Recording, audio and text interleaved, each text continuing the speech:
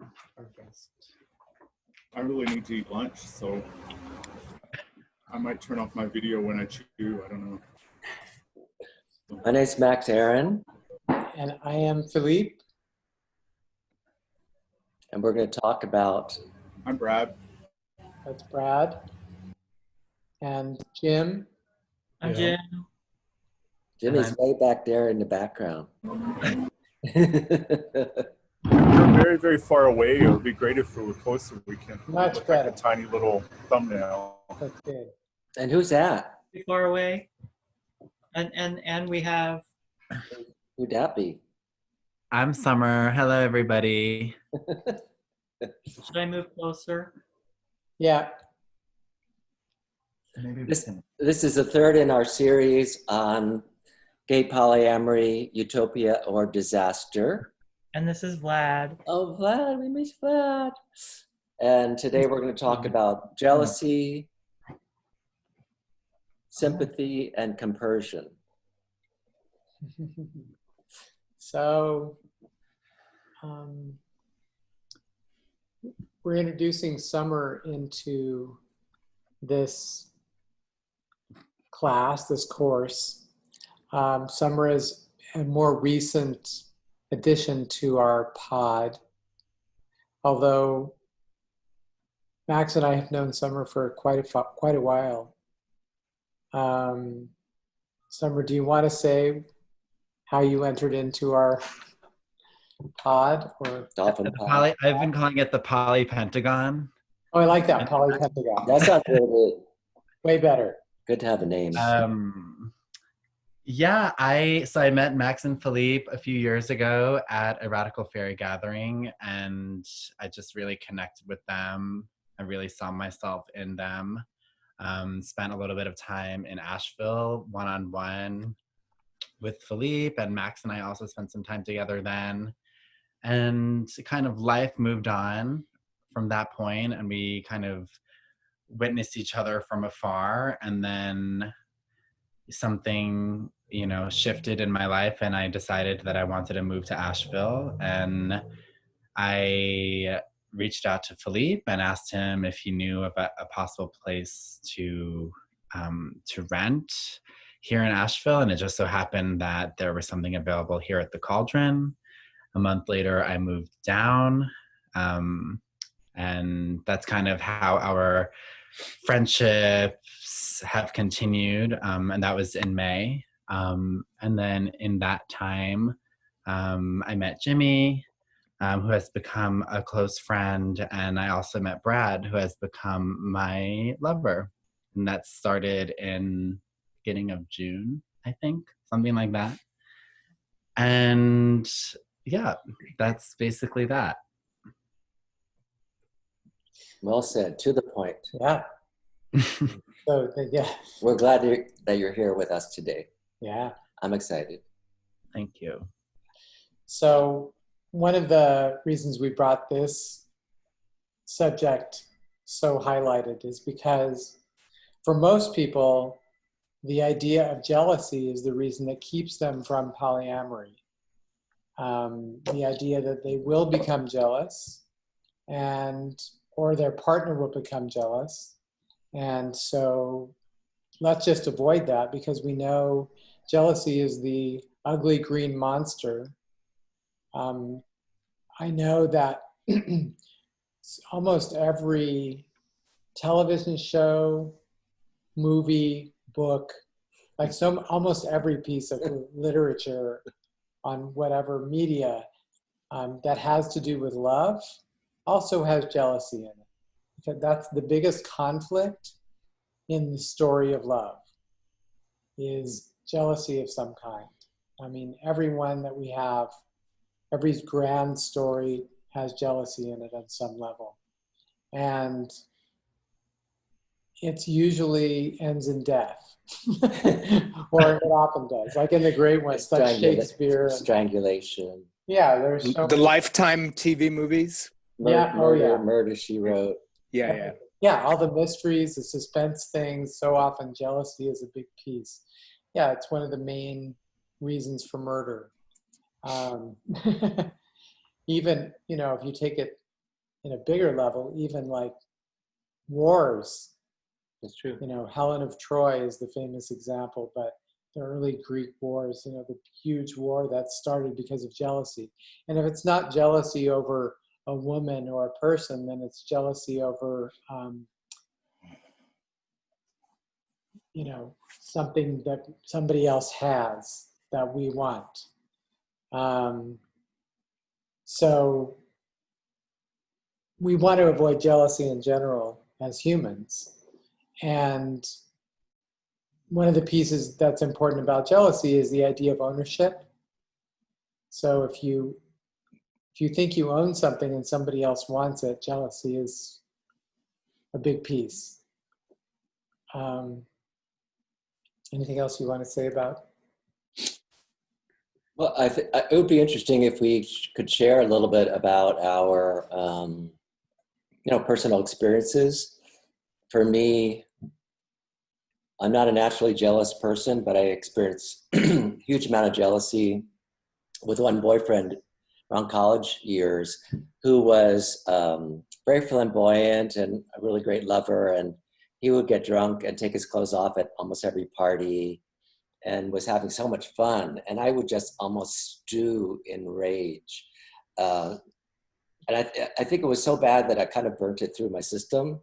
But I also recognized that the root of that jealousy was, I felt that kind of personal freedom that he was experiencing, that was not accessible to me.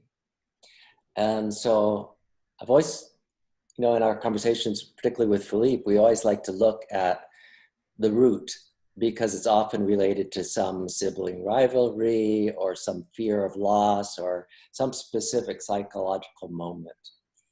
And there's also a lot of conditioning that we should be jealous, like we should have that really embroiled feeling coming up. Yeah, because it means we care.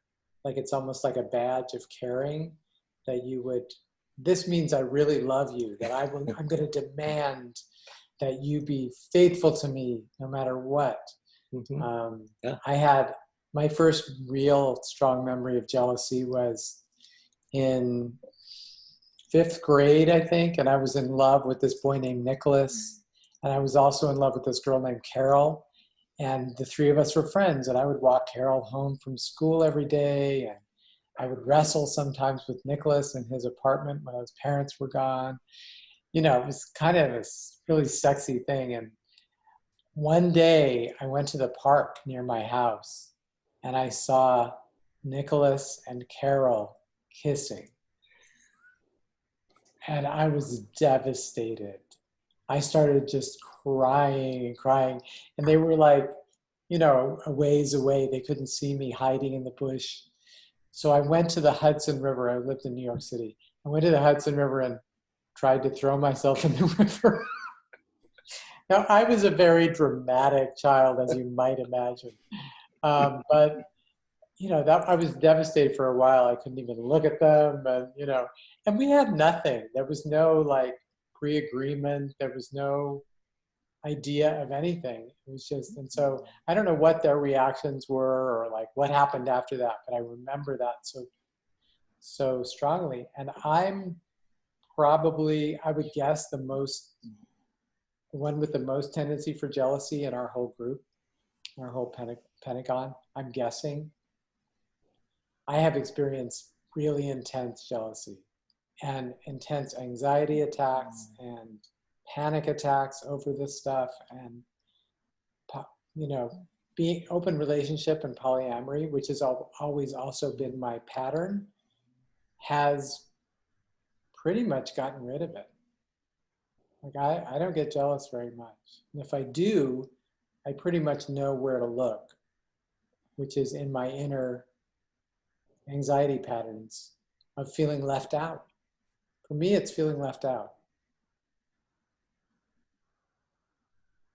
Anybody else? One of the rest of you would like to share? Anyone else like to share an experience or how it may show up for you? What jealousy might be for you, Brad or Jim, Summer? Tim, Dave. Yeah, anyone. Embarrassing. Yeah, they're mute somehow. Are you guys muted? Yeah, because we were kind of like doing commentary, but didn't want to draw attention away from. Rude. Take up here, or, you know, I'm jealous. um.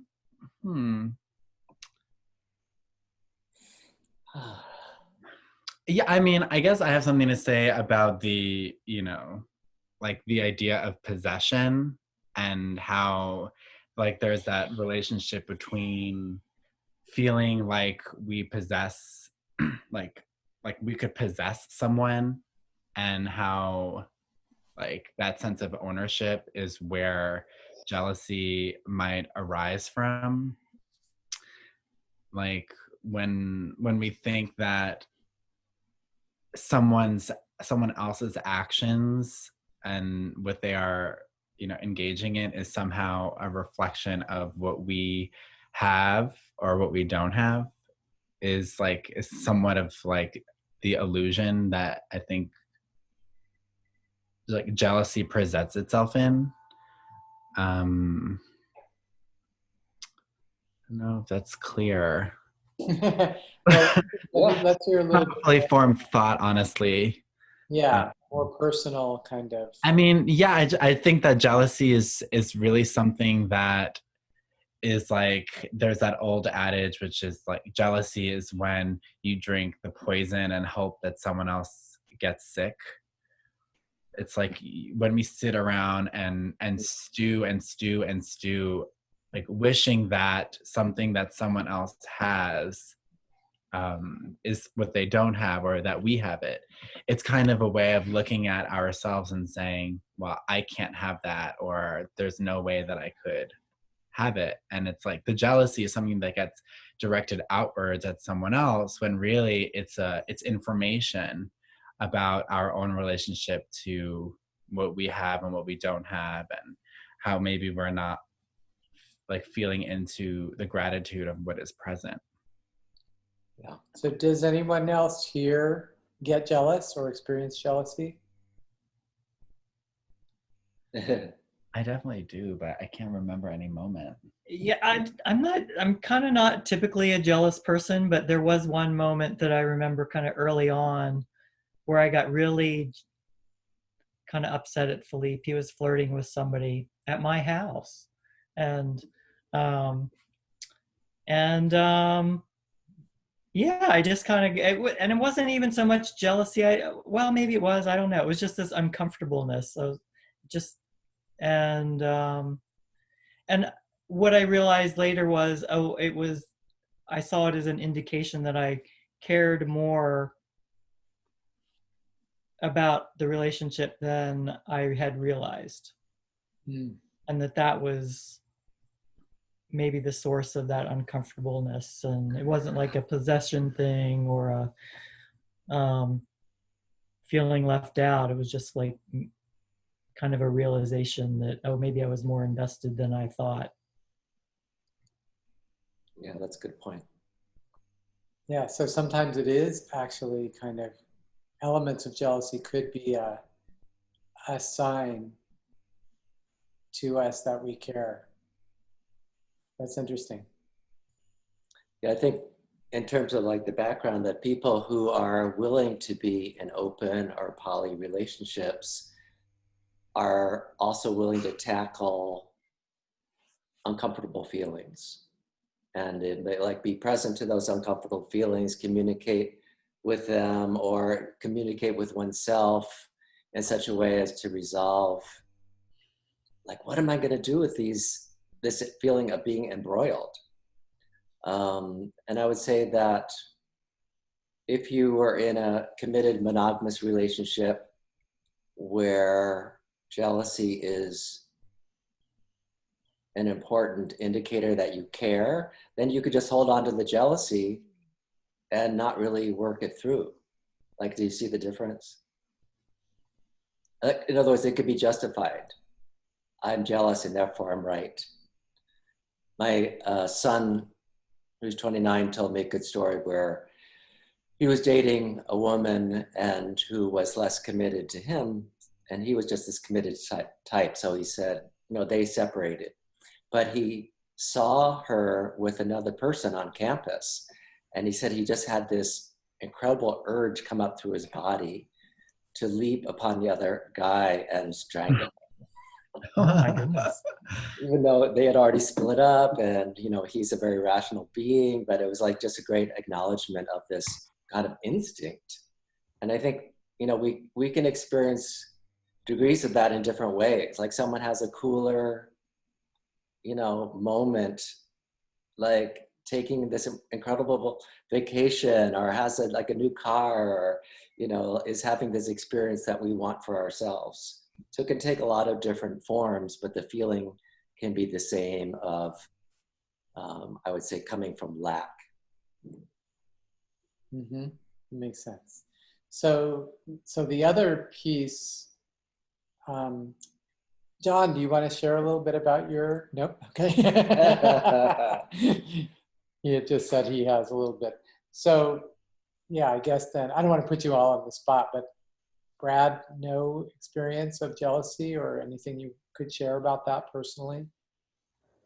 The mere mentioning of the word brings up terror of public humiliation for me, and I don't remember the source of it, and I feel unwilling to investigate it right now. Okay. Mm-hmm. Fair. Mm. Yeah, it's powerful. Powerful. It can be very powerful.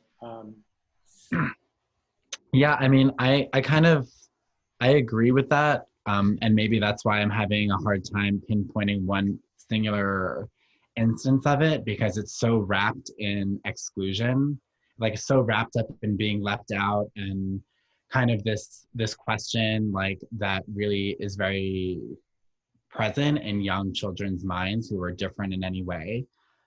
Especially when it comes to gender and sexuality, looking out on the world and saying, what about me? Like, what about my opportunity to experience intimacy, or my opportunity to experience desire? I talk a lot about like subtle ways in which homophobia and heteronormativity impact people in ways that are not necessarily physically violent, but are actually more of like invisibilizing or neglectful.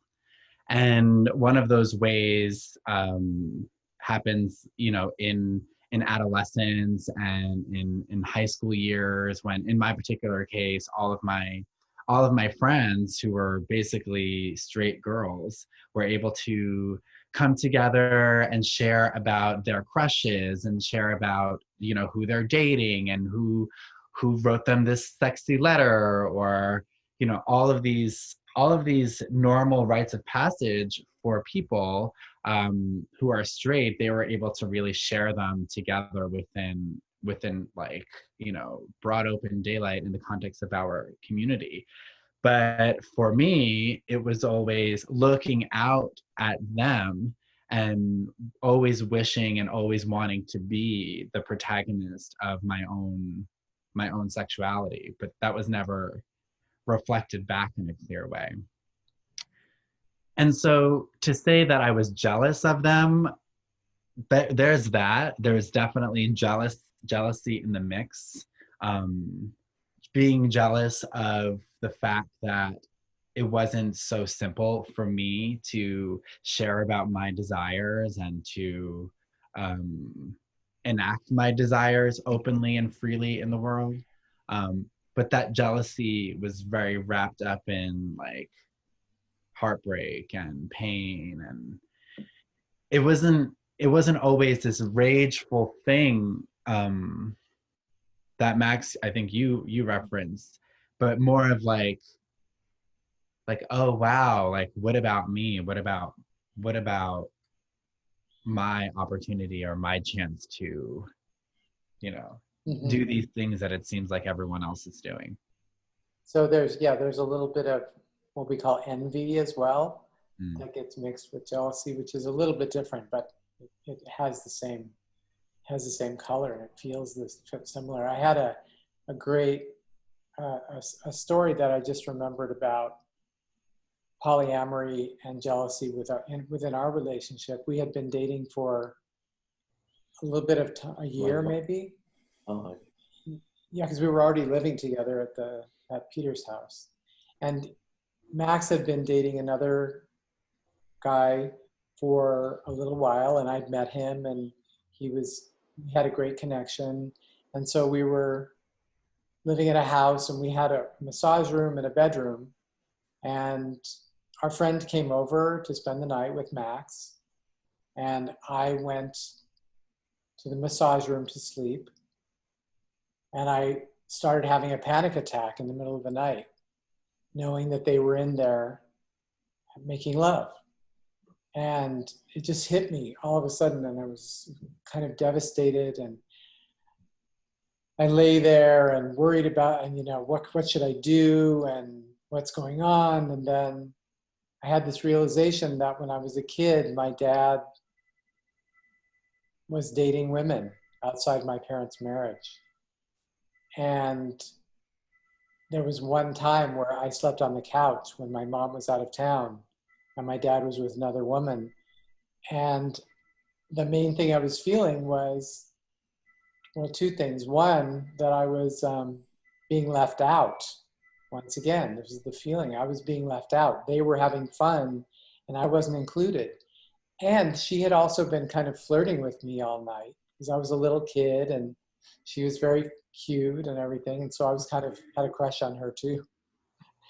So my dad came out and he was like, "Are you okay?" And I started crying and he was like, "Your mom and I aren't going to get divorced." And I don't think I had even realized that part of it, but then that came crashing down on me. So there were all these things. So this all kind of came to me in a rush. And the next morning, I woke up and our friend, Max's lover, came in and said, he sat down on the bed that I was sleeping on and said, "How are you?" Like he was intuiting something. And I told him a little bit about that, and then we had sex. you did tell. Yeah, and it was like so natural and so beautiful. But anyway, the reason that like changed a lot of what I was experiencing into, I started to have more compersion experiences. And compersion is the other part of what we wanted to talk about, which is this experience of getting turned on or feeling joy or love that your partner or your beloved is experiencing pleasure with another or being pleasured by another. And that is amazing. And I get to experience that quite often with both of my partner's lovers, and either witnessing it or hearing about it. So if you want to, we can talk about And I think it's that piece. To me, compersion is something that is a learned skill, or something that, let's say, the transformation of envy and jealousy and lack into acceptance, self-acceptance, into permission, into enjoyment.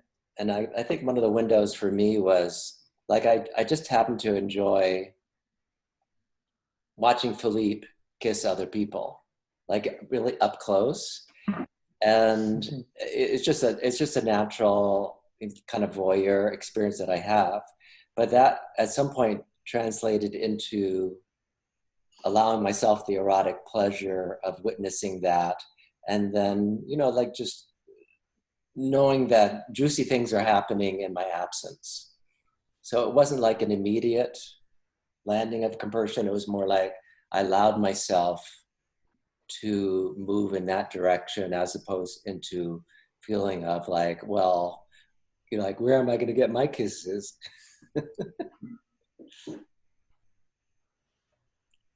For me, it was a mental as well as emotional shift. Yeah, I think that I had that, like a shift into that experience that we were talking about. because I was actually feeling how wonderful it was to be with this man. And so then I could easily imagine the joy that they were having. And that made me feel really good because I love him. So there's this feeling of love being an experience where you want your beloved to be having their best life at any given moment, you know? Like you really want them to have whatever the best thing that they could have in terms of experience. And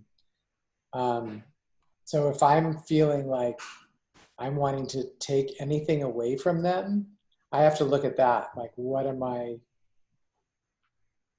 what's that about? And compersion seems to be on the other side. Like, I feel like I'm a naturally compassionate person, and compersion is like an offshoot of compassion, I think, is why it's named that. And I think, as I remember, I was having a bunch of really hot, sexy lovers, and Philippe was not. But there was a point where you confronted something about your relationship with your sister, Leslie, and with your mom and dad. And then it became more accessible to you to include yourself rather than feeling like, oh, I'm the one that's left out again. You know, that kind of childhood story. Yeah. And then that's when I asked Jimmy into my life. No. And does anyone have a question about compersion? I mean, it's one of the things that you have to experience it directly, but do you have a question or a story about it that you'd like to share? I have a question. Okay.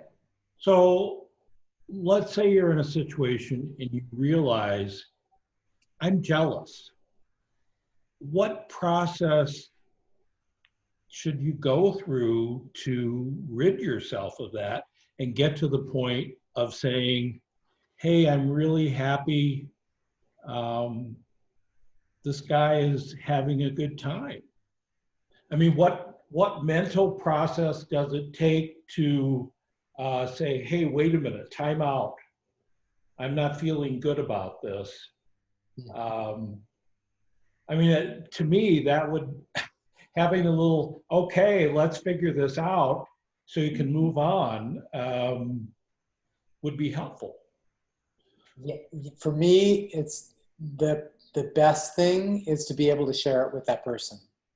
Exactly. And to talk about it and say, just to be able to say, I'm feeling really jealous about this thing that you're having. That releases a huge amount of the thing, you know, right away. Carrying it around inside my head, which is what I would usually do, because there's also a shame about being jealous. Right. You know, in a way, it's like, it's this horrible thing. Why am I feeling this way? It's so petty or whatever. There's a lot of judgment. So being able to just admit it and share that I'm feeling jealous is huge. And then, yeah. And I think, for me, the first step is like self-acceptance, because it's an intense emotion. And we often, try to protect ourselves from that kind of intensity rather than just like really listen to it. Did you start to say something, Brad? Yeah, since I really haven't said much. I'm aware that I've done everything I could to never put myself in a position where I needed to feel jealous. And somehow I seem to have managed to construct my relationship such that I don't remember when I felt it. I feel a broad range of emotions. Like right now, I feel kind of a sense of panic just being out in a public place, and I don't feel very happy. But I often feel feelings like that, but I don't really assign them to jealousy. They're similar to rage or anger to me. I just became aware that my relationships seem to have been structure where I don't feel jealous. And jealousy seems to come up among people in my community, and I often feel it directed toward me, usually not because of a relationship, but because of something I did in life, or some kind of envy for the level of freedom I created in my life, or that my expenses and my finance balance out better than some people who have a huge mortgage and work 2 jobs. And it's just like, I feel that coming toward me from certain friends in my community that aren't present in this call right now. And I feel it's sad. It's really sad when it's there, because it doesn't construct a community. It just tears it down. It divides. Does it go back to what we've talked about the last couple of weeks about the agreements that when you have these negative feelings, when you have, you know, that jealousy or envy that creeps in, that you're going to talk about it and not keep it bottled up inside? And, you know, because the more you keep it bottled up, you know, it's just going to, those negative vibes are going to get stronger. And if you don't release it and talk about it, that's certainly not going to be helpful. Yeah, I would say I wouldn't even call those feelings negative. I find them scary, but because they're scary, they're actually a really rich place. And it's really wonderful to be seen and heard. And one thing I'm aware of is so many of the things we're talking about, whether you call them jealousy, envy, anger, or rage, it so often comes down to, does somebody see me here? Does somebody understand what I'm feeling? Yeah. I don't really like doing a lot of processing. It really annoys me. And thankfully in our polypod, I don't remember when we've ever had to do any. But and I dread something like jealousy. I really dread it. And everything that I teach and everything I've been taught is that those feelings are rich with opportunities. So they're part of the places we most want to explore, that we actually welcome them as a guest. And looking forward to being able to do that.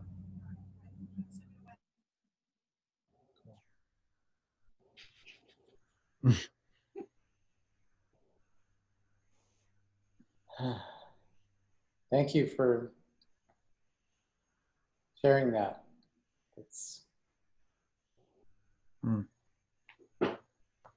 I think it really comes down to somehow exposing our discomfort. Because even if we said, oh, you know, I'm really jealous, da da da da, it's a difficult label to hear as well. I've had women have some really jealous rages around me, and it was difficult to understand because it was about like very non-sexual situations. But if someone comes to me and say, you know, Max, I'm feeling uncomfortable, can I talk to you? Like that for me would be an opening. Rather than coming to me saying, hey, you did this and you're feeling this and, you know, you can't do that. And then, you know, as a male, we tend to get defensive. Anyway, that's my experience. Yeah, there is that whole kind of, once we've made agreements, there can be like an entitlement that we have to like rights to this person, exclusive rights, you know, that's the kind of thing. And it can be even unconscious. It can kind of slip in every now and then. Mm-hmm. And if it's not talked about, and like we don't, you know, Max and I do a fair amount of processing just as part of our daily lives, but it doesn't have to go into like a big chewing on and, you know, going over and all that kind of stuff. It's just, you know, sharing our feelings and what we're going through, what we're, you know, without an expectation that the other person has to fix us or has to make us okay.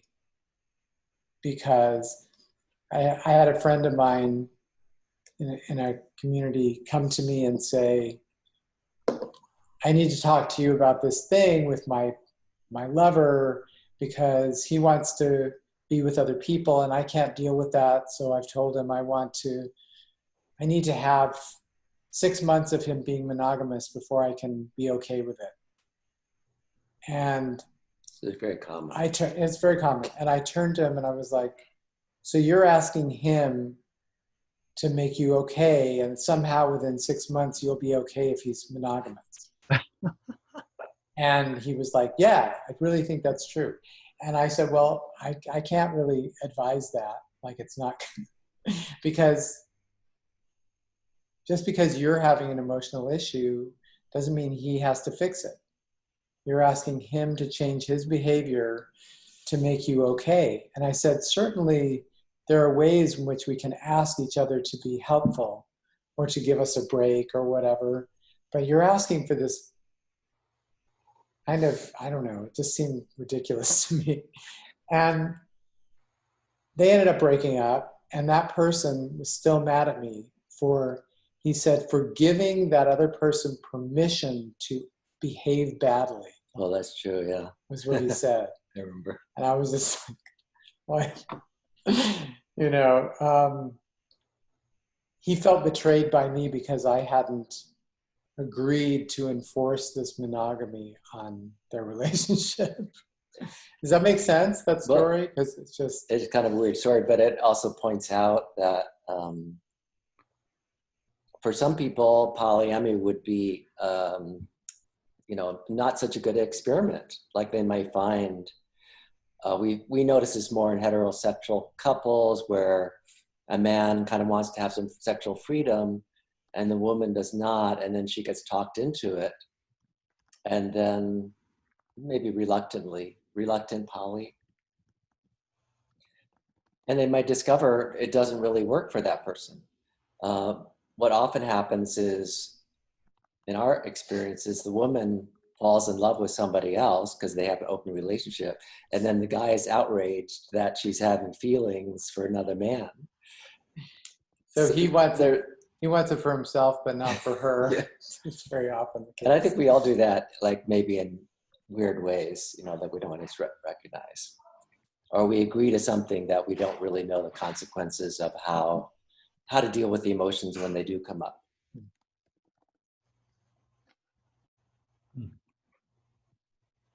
Any completing comments or questions or? Yeah, I mean, I'm just like kind of taking notes here as I'm starting to formulate some of my own ideas around more, you know, patriarchal or heteronormative structures of relationship. And I think about, you know, some people in my family or, you know, blue collar community where it's almost as if certain marriage agreements are like, part of the agreement is the partners don't, like, because you're in this partnership, like part of the agreement is that, like, I'm not going to feel certain things and you're not going to feel certain things. And the agreement is each of us are going to do whatever we can as part of our agreement so that the other person doesn't feel that way. Mm-hmm. So with the jealousy thing, it's like, if I really, really don't want to feel jealous, I can, like, basically because of my marriage or my commitment, or I can, like, basically convince my husband or my wife that they can never do certain things because it will make me feel like this. Yes. And there's so much actual freedom and liberation if you're on a certain path, or if you choose to look at the world in a more vivid way. By allowing certain feelings to arise, we really get to know those parts of ourselves and then not be controlled by them. I feel definitely liberated from an immense amount of personal insecurity that I felt subliminally regularly by dealing with these issues of jealousy, of feeling left out, of feeling not wanted, not desired, not loved. Any of that stuff that was part of just my basic makeup, and it still comes up sometimes, but I'm now able to deal with it in a really pretty easy way. It's not an issue for me anymore, and I think that for me, polyamory has been a great springboard for empowerment and self-understanding and just being more relaxed and happy with who I am. And I also, get to have a lot of love around me. I mean, I want to also state that in my intro, it's not that I'm coming from like one polypod, by the way, and moving into another. This is like my first real foray into what would be described as like a polyamorous configuration. And so I wouldn't even say that I like live and die by this word, that I like strongly identify with it. It seems as though the relationships formed around me in this short time, and the term that we can use to describe this is polyamory. But I felt it was important to state that I'm in a very nascent stage of understanding like what this all means, because like there's something about possession and that little tinge of jealousy and that little bit of Italian passion that to me is sexy. There's like there's like something about like playing in that role of possession that is fucking hot, and I love it. But I think the difference inside of like a polyamorous container or any kind of awakening container is that like possessiveness is something that like I'm aware of, that I can put on and then take it off and not allow it to kind of control me or dictate what I feel capable or incapable of engaging in. Jim, do you? So we play with that a little bit. Jim and I do, and all the tea's gonna get spilled now, huh? No, I know it's an interesting thing because I've never actually been a person who felt possessive in that way. And Jiminy actually said something like, "You're mine," one time while we were in the heat of passion. And I was like, but then like all of a sudden it got really, for some reason that turned into like a sexy thing between us. But it's only, I don't know. Can you describe what that is at all, Jiminy? Well, I think it's kind of like what you were saying. It's like just something we kind of put on every now and then as to, kind of like as an added seasoning. Or, I don't know what word to use, but just, and kind of like a little bit tongue-in-cheek and maybe bordering on role play kind of thing or something like that. That makes sense. But I was curious when someone was talking about that. I'm like, what is it about that is a turn on in some way? And I guess it's just in our DNA maybe. Yeah, and I think this is something that's come out of our conversations, Philippe. Sometimes it's like we might find ourselves falling into certain roles inside of relationships, and like we keep on coming back to these same kinds of patterns because some unconscious part of us is attracting them. Like some unconscious part of us is creating them. Yeah. And so there's like a real switch that can happen when we realize, oh, hey, I found myself in this repeating pattern.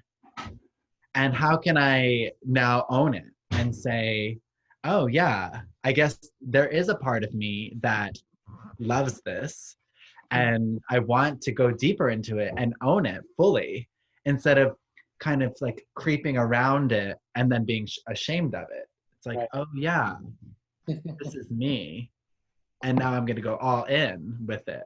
Yeah. Getting into the kink. That's such a good point. Could apply to many different aspects of our lives. Now, it kind of brings up, we play different roles with each other. Like Philippe and I have a really well-established, what I call a primary partnership or partnership of some sort. And so we've often had the conversation, well, what would it feel like for that partnership to end? Or let's say for him to choose someone else, Jiminy as a primary partner, or for me to drift off, in some other direction. And, it's an unknown, but I think it's a worthwhile, because again, we're like playing the role of primary, but it is also like a theater role. I call it mommy and daddy, but recognizing that it's temporary, even if it is till one of us is at the end of our life or not, or it almost doesn't matter. And I think there could be all these, inner allegiances that we hold ourselves to, if unquestioned, can just cause a lot of pain. Again, always wanting the best for that other person, trusting that their life path is going to take them wherever they need to go, and that either includes me or not. And that's only a problem if I'm not on my life path fully. Yeah. Ah, wow. Yeah, t-shirt. We need a t-shirt. Okay. Cottage industry. There was something that you just said that really, it makes me think. So I work with children a lot, and I work with children who have different relationships to their impulses.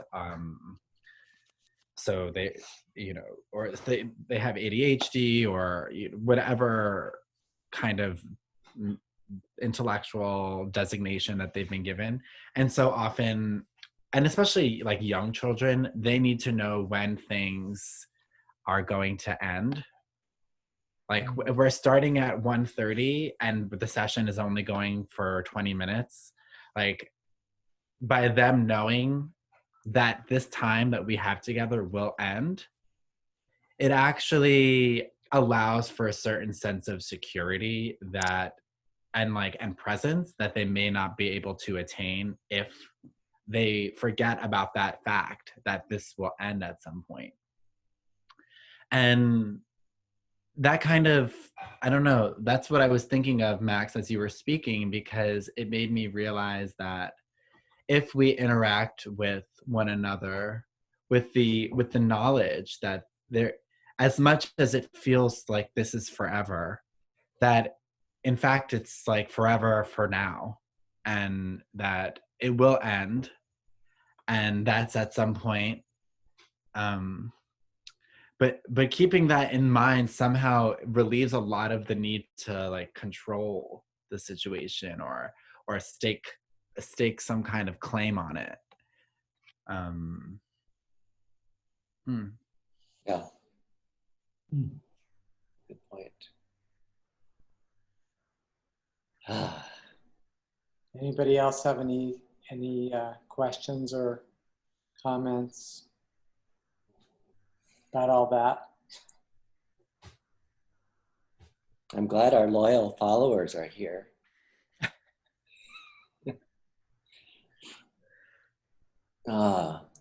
So I do have some I remember reading The Ethical Slut maybe 15, 20 years ago. Are there any writings about polyamory for gays and jealousy that you might be able to refer us to? The best one that I'm rereading now is called Opening Up. and it's written by a woman that, I don't remember her name, but maybe 10 years ago. It's about, she came from a kink community and was familiar with a lot of queer and gay relationships and how they were experiencing kinds of freedom that some of her other friends were not. So wrote this book about what's the process of opening up. And it's just really well written. And it deals with these subjects. Oh, very good. In answer to the question directly, we haven't found a gay polyamory book that we would recommend yet. So we're thinking about writing one. Ah, excellent. Yeah. And I'm actually a little curious about this subject. One reason we're talking about it, because even though sexual boundaries are different in a queer and gay community, I find there's just as much confusion and fear and lack of fun amongst our gay friends as there are in our heterosexual friends. So it's certainly, expertise is still, in front of us. Right. We're all looking for, I think, role models and success points that can make us feel more whole and connected. I have an anecdote about compersion that I experienced very recently here at the Cauldron, which was Brad and I had spent some time together on Friday and some time together on Saturday. And on Sunday, we had our weekly dance party here, socially distanced. And, Brad came towards the end and we had a really sweet circle together, and we were eating all together in the living room. And then Brad had said that Jimmy was coming and was really excited about it. And I could see, like, whenever Brad talks about Jimmy, he's always like lighting up, and he's always kind of like, he just goes into this very like love-filled space. And so in this particular day, like, I was sitting in the living room and Jimmy walked in through the door. And if you're sitting in the living room, you can't, very funny. You can't really see the door where I was sitting, but I just know that Jimmy arrived because I could hear the door open and then close behind him. And then Brad got up to go greet him. And I could just hear him like kind of squealing with delight and joy. And I heard like all this kissing and sweetness. And then they both came in together, and just looking at Brad feel so activated by Jimmy's presence just like made me feel like so like I felt the love as well. Like it was like I was living vicariously through Brad's experience of Jimmy. And so I think that's why I feel so close to you, to Jimmy, because I feel so close to Brad. And so seeing that relationship in formation and in flow is like, it feels really, it just feels really personally very safe and filled with integrity for me. Another anecdote is when I was at the lake with Brad one day. When I was at the lake with Brad, we were like in a tent together, just kind of having sweet time. And we had been together for the day. And he was like, hey, I just want you to know Jimmy's coming on Sunday. And when that happens, like, he's going to be occupying a lot of my attention because I love him. And he's an established tree in my garden. And that's our relationship for all these years, for 5 years. And like, on the surface, I was like, thank you so much for sharing this with me. And it's hard. It's like, it's hard because like, I want to be with you and I want your attention and I want to blah, blah, blah, blah, blah. That's like the ego me. And then like the loving me and like the more part of me that's zoomed out is like, yeah, of course. Like, of course you would invite your lover of 5 years, your boyfriend of 5 years to come here. And when he comes, you're going to want to enjoy him. And so I was so thankful to Brad for having so much integrity in that communication, because to me, it just signified like I'm getting everything that I need in terms of like clarity around what's going on here and what are the boundaries and what are the dynamics that are currently at play. So that's been a little bit of my process. And it's definitely been a learning process for me, but I'm so aware of the level of love and integrity and safety that I have found myself in, that the journey doesn't feel scary. It doesn't feel like I'm being like tricked or lied to or anything that would be of like a fear for me. And that's really just because of like the level of transparency that's present, and like an acknowledgement that you know, the telling of the truth and being present is what I've experienced, and I'm grateful for that. Sweet. Beautiful. Thank you. That's a pretty good summation of.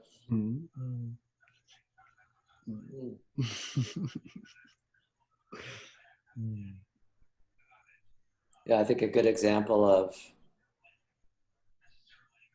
compersion may be something that we can give each other permission for, you know, a safety to experiment, because we really did not grow up with that. I'm gonna close the door. I'm closing the door because there's someone talking. Right. We're going to complete and sign off. Yeah. For today, we have one more meeting next Thursday. We'll be in our home space. Yeah. After 1 month. We're in person. Are we all going to be here? Maybe we could all be there in person. Yeah. We could. Okay. That'd be cute. That'd be radical. That would be great. Thank you.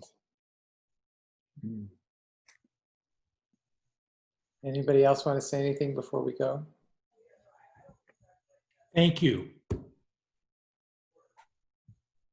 Thank you, Timothy, Dave, Thank you, John, Dave, John, Brad, Thank you. Summer, Jiminy. What's the topic next week? I know I could look at the program, but I'd love to remember what it is. I don't know if I want to know. I don't remember. No, so y'all can discuss it after. I'll look at the program then, Yeah, I'll look at the program. All right, you guys. You all are so lovely. Thanks I for. posted the title of the book and the author in chat. Yeah, thank you for doing that. Well, empower me now. Cool, thank you. Until then. Bye, everyone. Nice to meet you all. Nice meeting you. Well, Dave, I met you, but thank you. Bye now. Very cute. See you guys later.